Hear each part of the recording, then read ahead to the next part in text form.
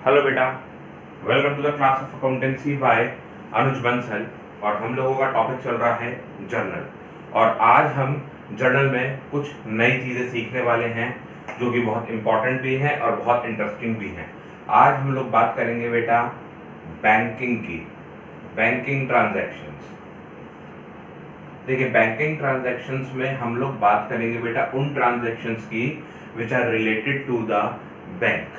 ठीक है, बैंक से रिलेटेड जितनी भी ट्रांजैक्शंस हैं उनके बारे में आज हम बात करने वाले हैं। सबसे पहला काम आप क्या करेंगे? Opening a bank account. जब आप बैंक में खाता खोलेंगे तो बेटा कैसे खोलेंगे?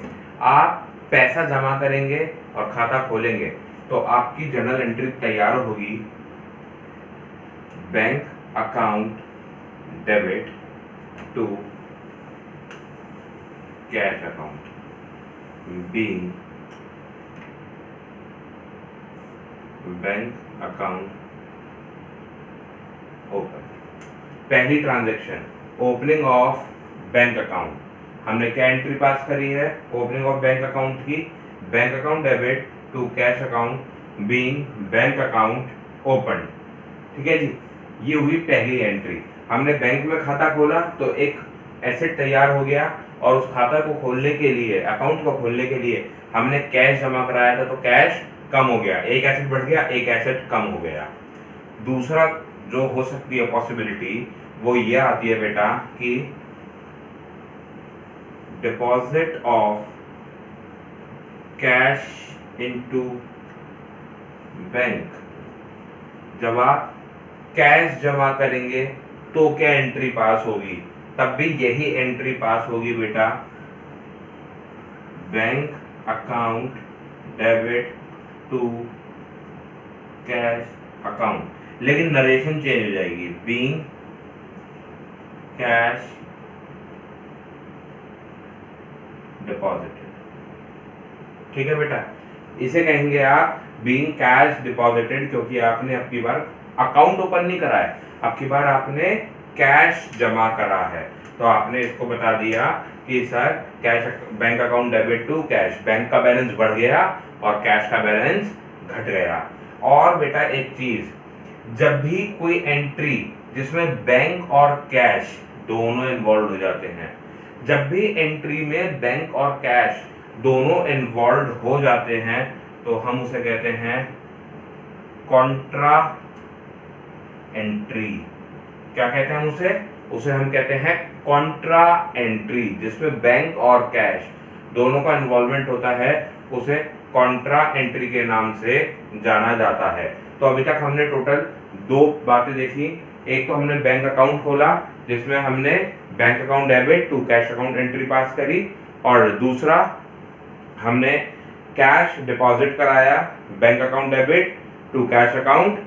दोनों एंट्री सेम है, सिर्फ अंतर कितना है? दोनों में नरेशन का हमने अंतर करा है।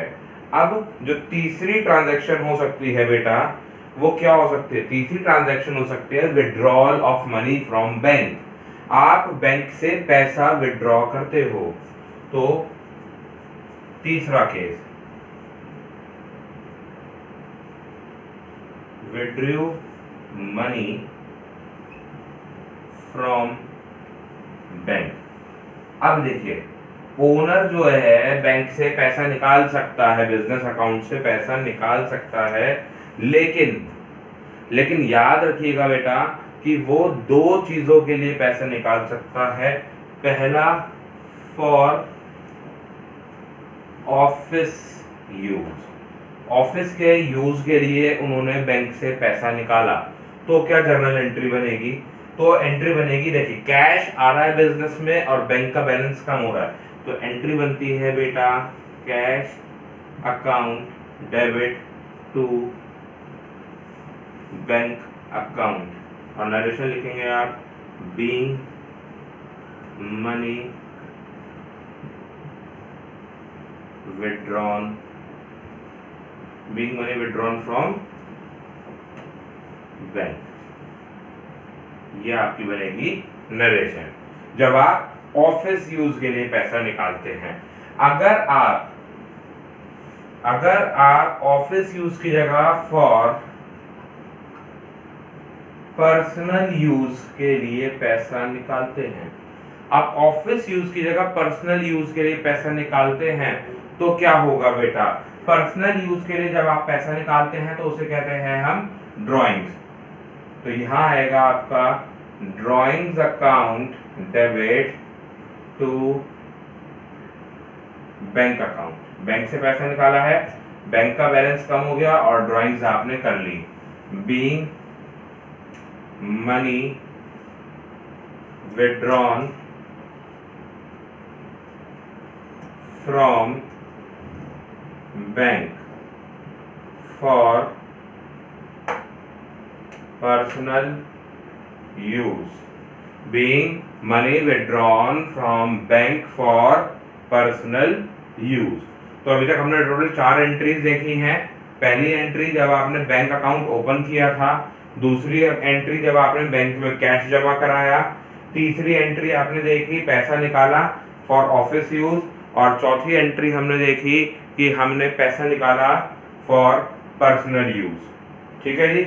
अब आगे चलते हैं बेटे, और हम अगली एंट्री देखते हैं कि अगर बैंक मुझसे चार्जेस लेता है। भाई बैंक सर्विस प्रोवाइड कर रहा है, बैंक हमें सर्विस प्रोवाइड कर रहा है, और जब बैंक सर्विस प्रोवाइड करेगा साहब तो आपसे उसके लिए पैसा लेगा, और वो कहलाता है बैंक चार्ज। व्हेन बैंक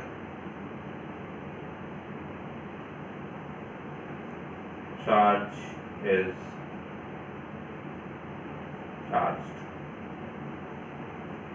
जब बैंक चार्ज लगेगा तो क्या एंट्री बनेगी। देखिए बैंक चार्ज क्या है, मुझे सर्विस दी और उस सर्विसेज के लिए मुझसे पैसा लिया, यानी कि मेरे लिए खर्चा है, तो मैं अपना खर्चा बुक करूंगा। Bank charge account debit to bank charge account debit to bank.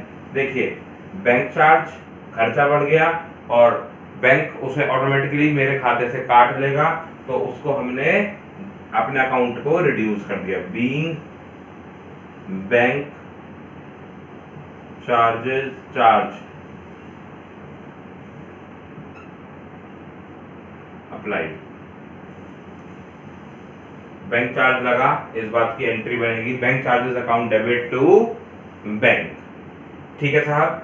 अगली 5वीं एंट्री, बेटा बैंक आपको ब्याज भी तो देता है और आपसे ब्याज ले भी सकता है।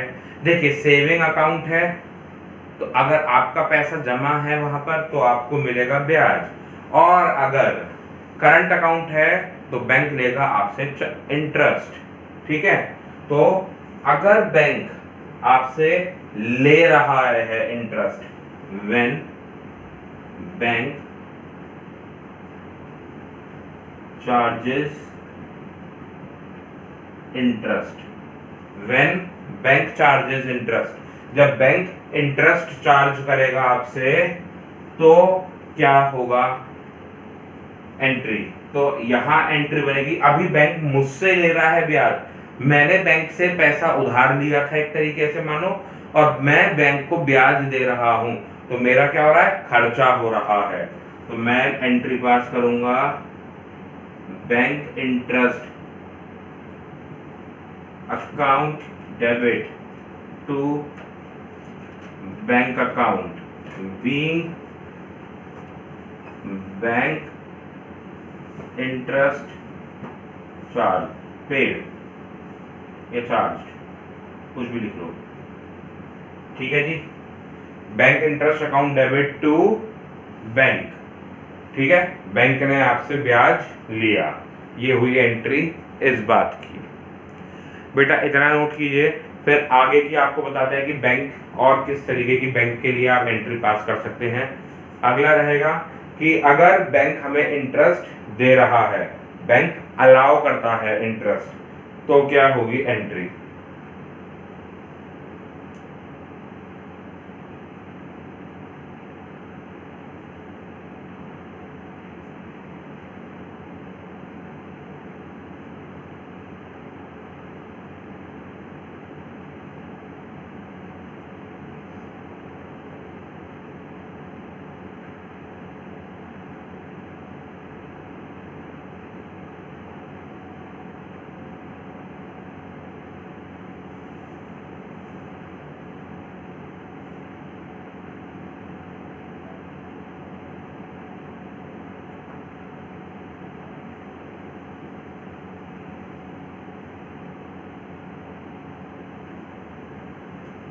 चलिए बेटा केस नंबर 6 देखते हैं।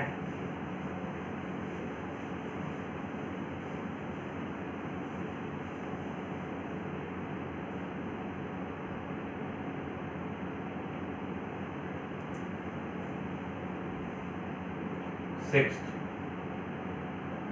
Bank allowed interest.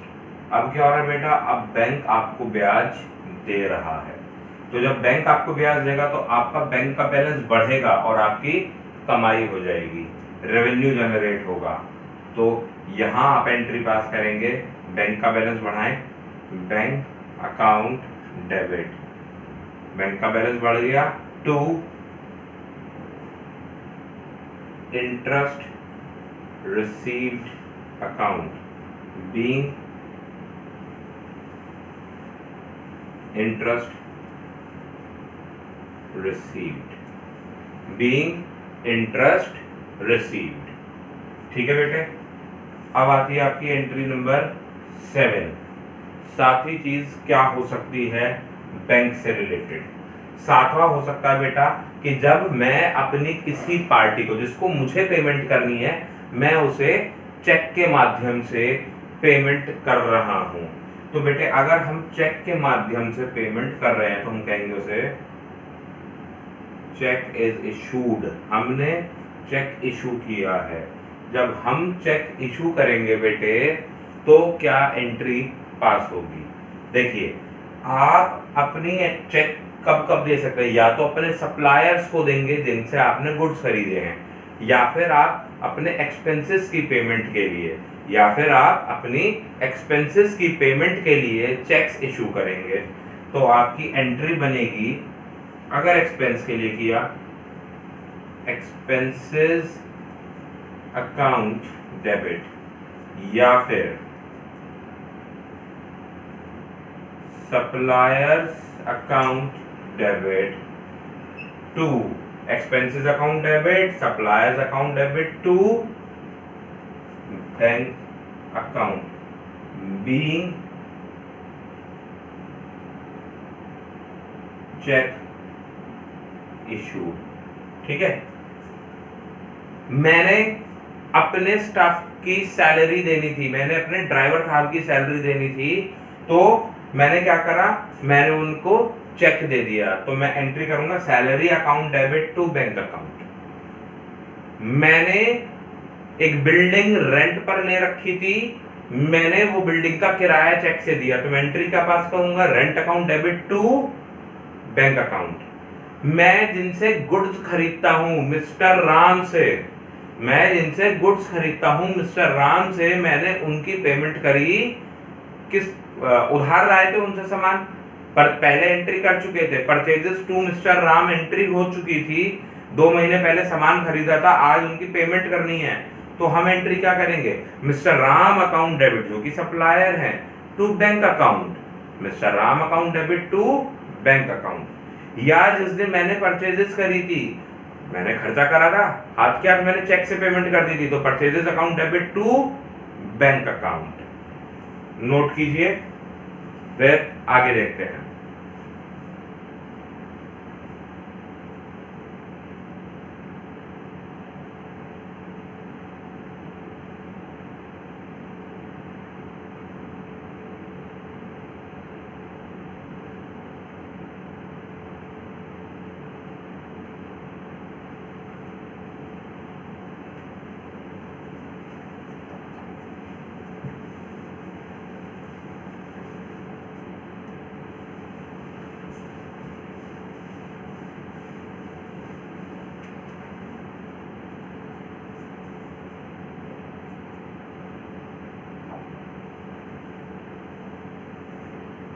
चलिए जी, अब 8th आता है। अब क्या होगा बेटा, अब अभी हमने चेक इशू किया था, अब चेक हम रिसीव कर रहे हैं। When check is received, क्या था, अब हमारी पार्टीज ने जैसे हमने किसी से गुड्स खरीदे थे ऐसे कोई हमसे भी खरीदता है। तो जिन्होंने हमसे गुड्स खरीदे हैं अब उन्होंने हमें पेमेंट चेक से करनी स्टार्ट की, वो चेक्स दे रहे हैं हमें। तो बेटा इसमें दो केसेस बनेंगे। पहला केस, मुझे राम ने चेक दिया और मैंने तुरंत जाके बैंक में जमा करा दिया। मुझे राम ने चेक दिया और मैंने तुरंत जाके बैंक में सेम डे पे बैंक में जमा करा दिया। पहला case, check is deposited into bank on same day। जब आप सेम डे पे बैंक में जमा कर देंगे चेक को तो बेटे आप अपने यहाँ एंट्री क्या पास करेंगे? आप कहेंगे सर मेरा बैंक का बैलेंस बढ़ गया क्योंकि मेरे बैंक में मेरा चेक जमा हो गया। क्लियर हुआ नहीं हुआ मेरे अकाउंटेंट को इससे मतलब नहीं है।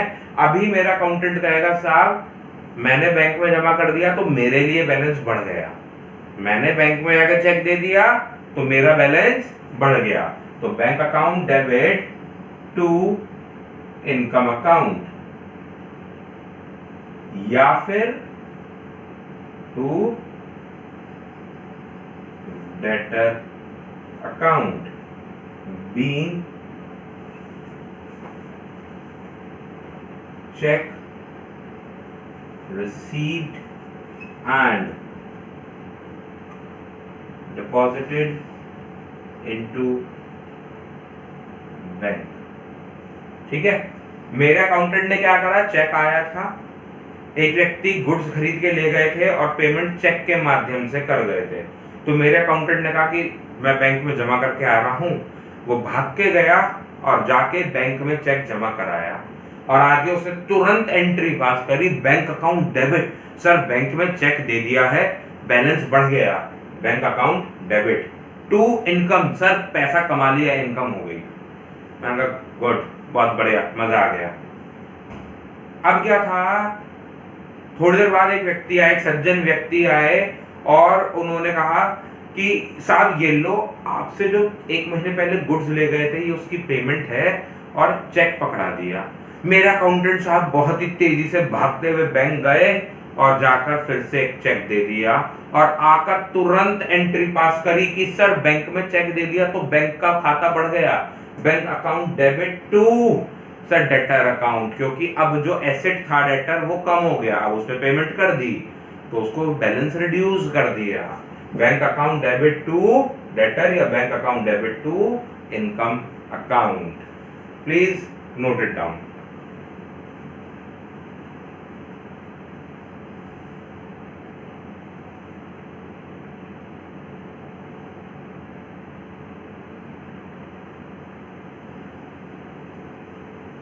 चलिए जी अगला केस समझते हैं।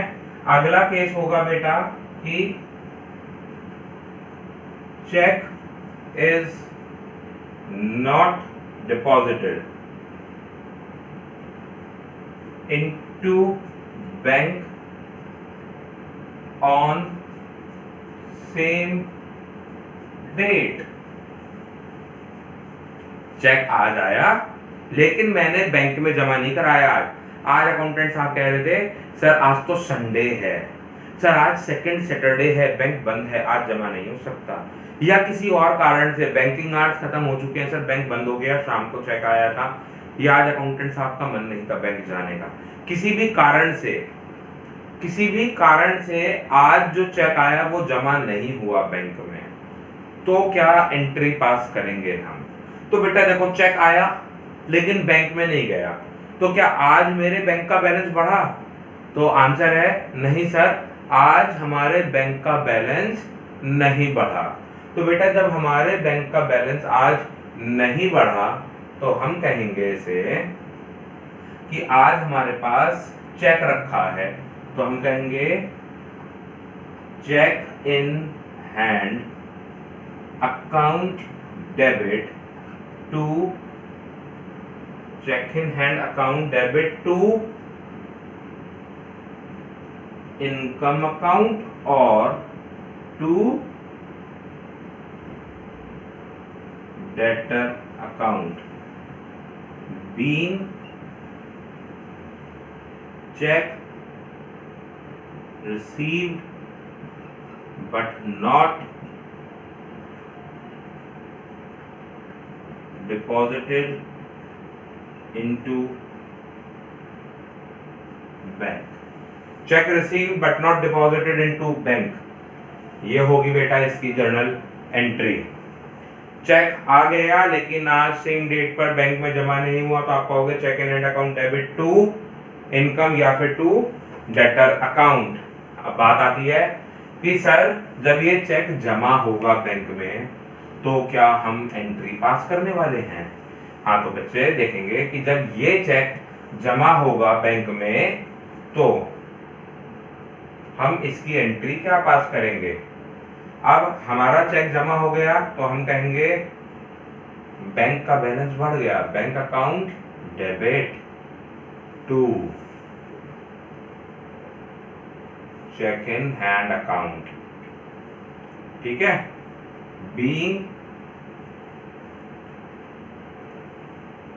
check in hand deposited into bank, being check in hand deposited into bank.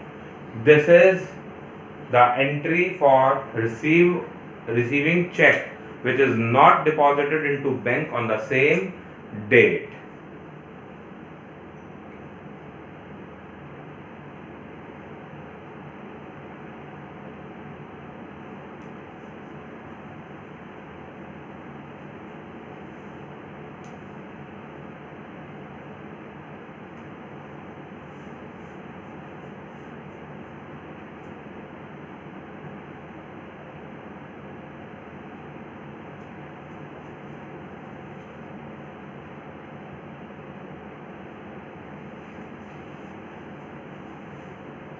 चलिए अब आगे देखते हैं।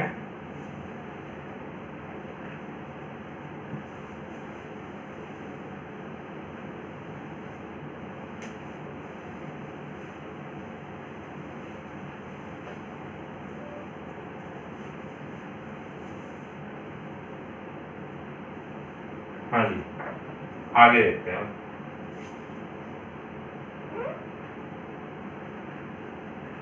अब क्या होता है कि हमने बेटे बैंक से जब पैसे मतलब किसी ने हमें चेक दिया और साथ में हमने उसे डिस्काउंट अलाउ कर दिया। व्हेन डिस्काउंट इज अलाउड, जब डिस्काउंट इज अलाउड है, ठीक है, तो क्या होगा एंट्री। तो आप कहेंगे sir bank account debit discount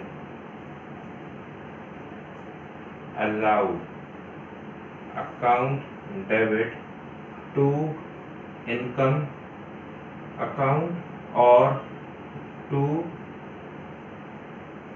debtor account, being payment received and discount allowed। ऐसे ही बेटे अगर आपको बैंक की पेमेंट पे डिस्काउंट मिल जाए, when discount is received, तो आप क्या एंट्री करेंगे बेटे। जब आपको डिस्काउंट मिल रहा है तो आप कहोगे या तो आपने एक्सपेंस किया होगा,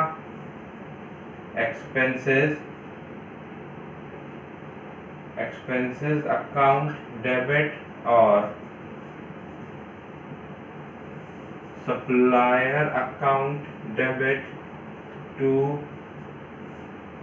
बैंक अकाउंट टू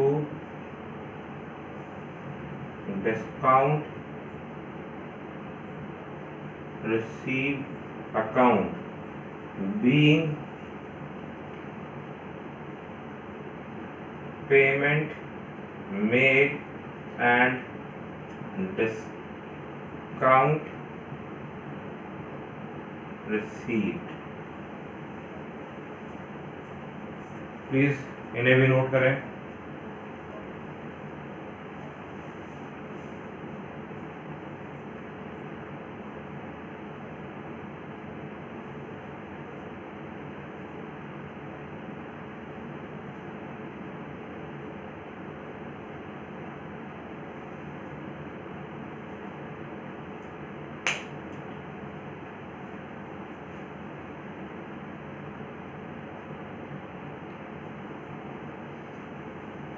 चलिए जी आगे चलते हैं।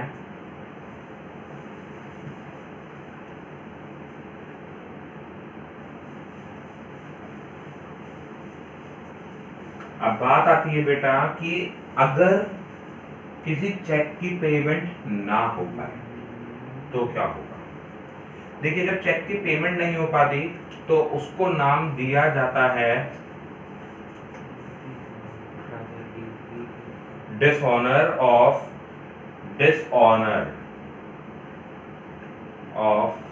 चेक। ठीक है जी, डिसऑनर ऑफ चेक अगर होता है। पहला केस, डिसऑनर किस चेक का हो रहा है? Which is issued to supplier, which is issued to supplier. एक ऐसे चेक का डिसऑनर हो रहा है बेटा जो आपने दिया था अपने सप्लायर को। तो बेटे जब आपने ये चेक दिया था, जब आपने चेक दिया था तो आपने लिखा था supplier account debit, supplier account debit to bank account entry पास करी थी कि सप्लायर का बैलेंस खत्म हो गया, सप्लायर लायबिलिटी था मेरे लिए, लायबिलिटी कम हुई तो हमने डेबिट कर दिया टू बैंक कि साहब मेरे बैंक से पैसा चला गया। लेकिन अब हुआ क्या, किसी भी कारण से उस चेक की पेमेंट नहीं हो पाई, मेरे अकाउंट में पैसा नहीं था या किसी भी कारण से। ठीक है, तो अब क्या मैं एंट्री पास करूंगा इसकी? तो इसकी जस्ट रिवर्स एंट्री पास करेंगे। पहले हुई थी सप्लायर टू बैंक, सप्लायर का बैलेंस खत्म करा था, बैंक का बैलेंस रिड्यूस करा था। अब क्या होगा, चेक तो क्लियर हुआ नहीं तो बैंक का बैलेंस बढ़ा दो और सप्लायर का भी बैलेंस बढ़ा दो। तो आप एंट्री पास करेंगे bank account debit to supplier account being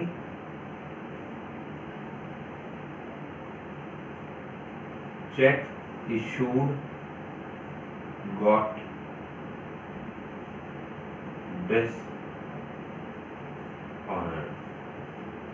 देखिए अगर पेमेंट हो जाती तो हम कहते हैं चेक इज ऑनर्ड, चेक की पेमेंट नहीं हुई तो हमने कह दिया चेक इज डिसऑनर्ड। ठीक है जी। बी पार्ट, व्हेन नहीं, इसको लिखो which is issued by the debtor.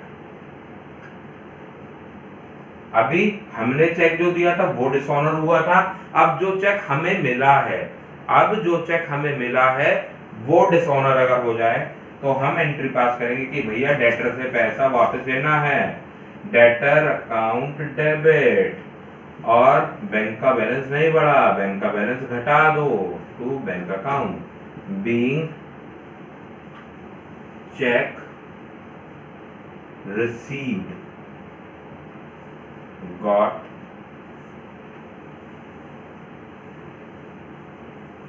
dishonored, being check received got dishonored। So beta, this is all about the banking transactions। Go through the videos thoroughly, these are very important। देखिए अभी तक हमने एक भी question full fledge नहीं किया है, लेकिन जब हम फुल फ्लेज क्वेश्चन करने स्टार्ट करेंगे ना बेटा, ठीक है, तो आपको कोई समस्या नहीं आनी चाहिए क्योंकि हमने सारे केसेस कर लिए और इनसे बाहर कोई एंट्री नहीं आएगी। ठीक है, अभी थोड़े से केसेस बचते हैं, उनके लिए हम अगली वीडियो में मिलते हैं आपसे। Till then keep enjoying accountancy with Anuj Bansal and yes, like and share the videos and subscribe our channel। Till then, take care and bye bye। Meet you soon in the next video।